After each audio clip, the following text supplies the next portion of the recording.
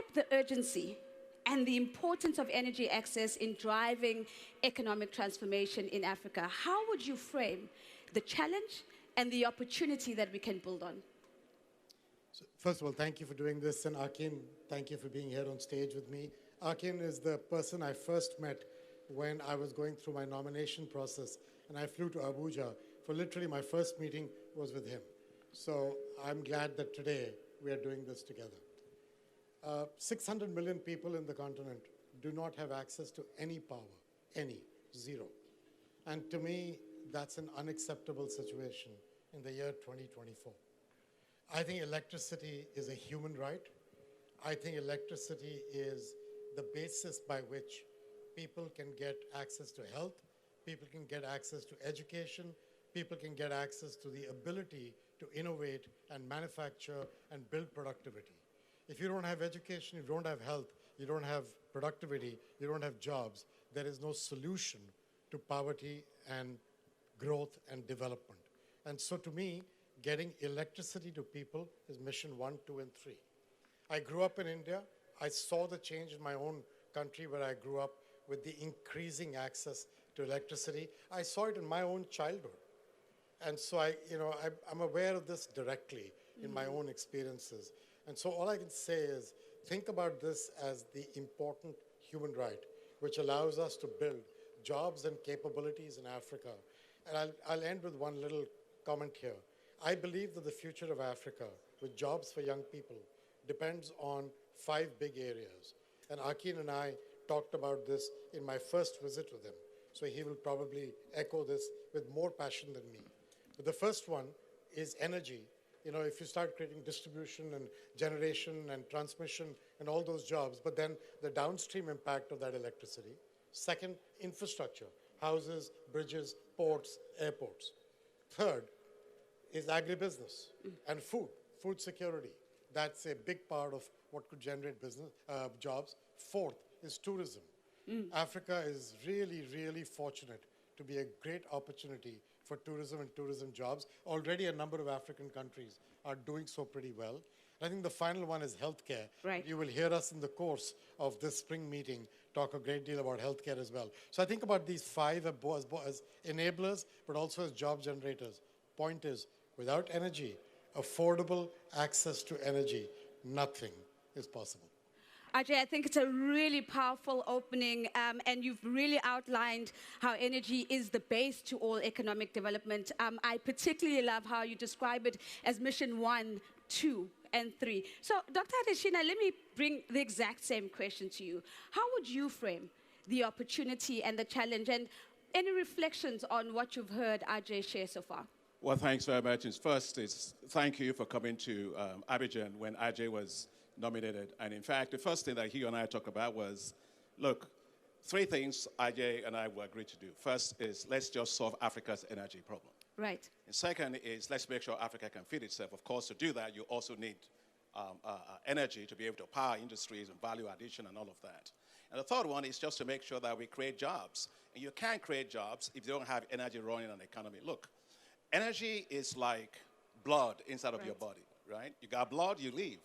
Economies thrive on energy, right? There's a direct correlation between the GDP growth you're going to have with the amount of energy you are able to develop, to generate. Whether it's you're going to power your industries, you're going to make sure you're competitive. So no economy can grow in the dark. No economy can industrialize in the dark. That's a good one. Yeah, and no economy can be competitive in the dark. Sure. And so Africa is pretty much, in my view, tired of being in the dark, and at the same time, we've made, Ajay, I kind of think that we've made it abnormal, so normal that we are used to it. When I was a grad student at Purdue University, I got in there in 1983, and I remember coming out of Nigeria where we didn't have electricity, and I got to Purdue University. I was staying with a couple, there who signed up to receive grad students. So I stayed in their home for about a few days. And I got out my suitcase, and I got all my clothes out, and I started ironing them. Yeah. And after that, the wife of the professor said, Akin, what are you doing? You've been at it for 1 hour. I said, just because they might take the electricity out. And she said, not in the United States, but where I was coming from, we had gotten used to that. So what I'm saying is, getting universal access to electricity in Africa is fundamental. I agree with RJ, it's a fundamental human right. But more than anything else, it's also a sense of pride. Right. I don't want to have a continent that is known for being in darkness. And that's why I'm determined that we're going to solve this problem. Dr. Adesina, you have spoken about energy being the blood that keeps an economy alive. You've spoken about no economy grows in the dark, no economy becomes competitive in the dark, but also how do we ensure that we reclaim our pride and ensure that we don't normalize that which is abnormal? It's a big ask, Ajay. Listening to what you're saying, listening to what Dr. Adesina is saying, how are we going to do it is the question that I want to put to you. And in particular, what needs to be true for the World Bank as an institution to be part of the solution and making sure that we can change this narrative? So, I mean, look, I think we've all admired the problem for long enough. This thing of 600 million people being without power is not new news. And it's just that he mentioned it to me on my first trip, but it wasn't new news to him or to me. I just didn't know the number was 600 million. Yeah. That part I got educated when I went to meet him. But I will tell you that we need to move past admiring the problem to making tangible results possible. And what you will hear from both of us today is a commitment. And that commitment, you know, back in COP28, the World Bank made a commitment to connect 100 million Africans to affordable energy by 2030. So 6 years or so. What we are doing today is multiplying that commitment by bringing in all parts of the bank across all parts of Africa and really thinking how we can make this work. We're going to multiply that commitment to 250 million people out of that 600. Akin is already ready to go to 50, but Akin is a guy who dreams big. So his head is going beyond the 50, but he's starting with the 50. Just let's take that 50 for a minute. Let's keep us where we are today. 250, 50, Yep. 300 million. If we can reach 300 out of 600 by 2030, that's great stuff. That's the kind of commitment we need to make. But that's going to take effort from across all parts of the bank.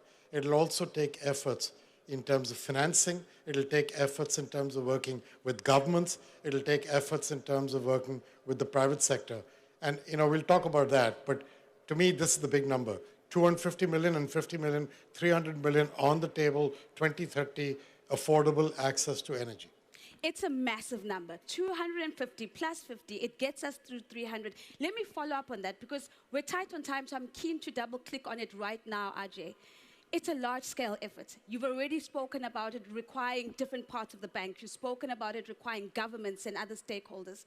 Who else needs to be involved? Who needs to be in this mission to make sure that this comes to life? So we're going to need three things. We're going to need money, financing. Our estimate in the World Bank alone for the 250 million is we're going to take more than $35 billion to make this happen. And that's going to take money from IDA, which is our lending arm for the nations most in need, grants and concessional financing. That's the one that's coming up for replenishment at the end of this year. If we do sort of make this happen, a large part of that commitment will go from IDA into this one sector of getting energy into Africa. The second part is it's going to take the private sector because you can't do this without them being involved. But to get the private sector involved, first, you're going to have to get governments to get their head in the game. And what do I mean by that? Again, something we talked about. You need utilities to be capable of paying the generators. You need utilities to have tariffs and policies that make them capable of being liquid and profitable enough. I don't mean that you should raise tariffs on the poorest in society. We both believe in social safety nets, and we fund them. But it's beyond that. It is pay the right amount for what you can pay. And I think Nigeria, I don't know if my friend from Nigeria is in the audience, but he's a Nigerian, he knows this. They're currently going through an enormous correction. They have to manage it well for the poorest sections of society to not be as impacted as the others. But they're doing it to make their utilities capable.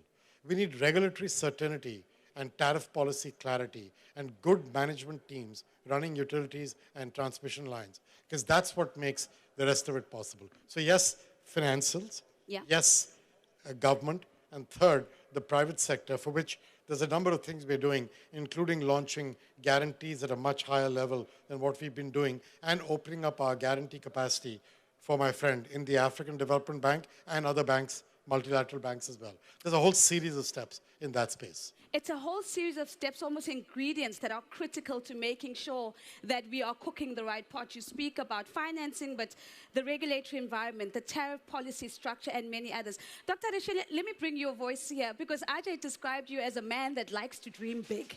So let's talk a little bit more about what those dreams look like and what you'd like to add at this point.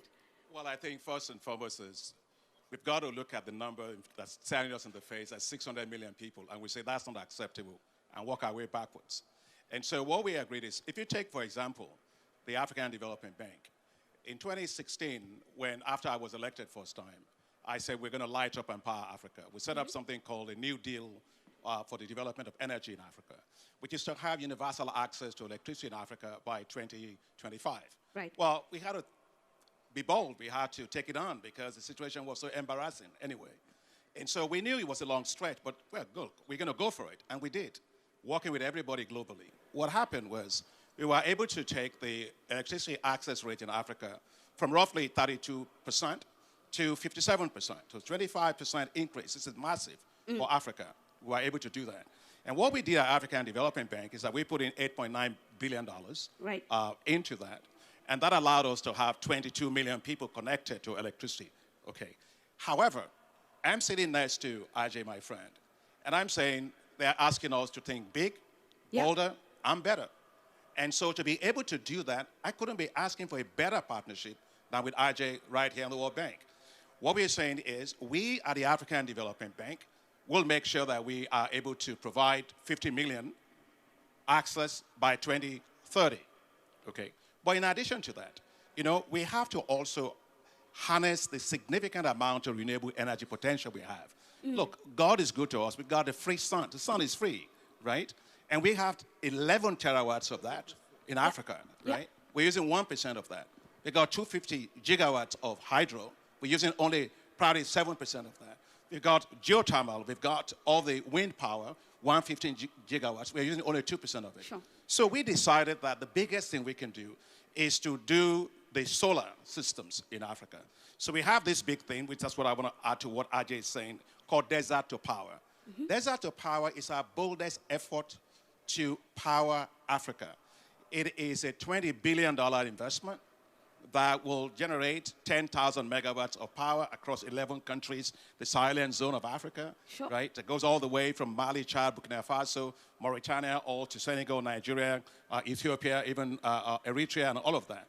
Now, what that will do is that will allow us to have 250 million people having access in addition. So if you add 50 million to 250 million, that's 300 million. You add that to what Ajay was talking about, you know, we're at 550 million. And so we finally will be able to put this behind us. You know, I love Ajay, he's my good friend, and I hope that in the next, by 2030, we're able to do that. And if we are, then Ajay and I may get together and sing the Jimmy Cliff song.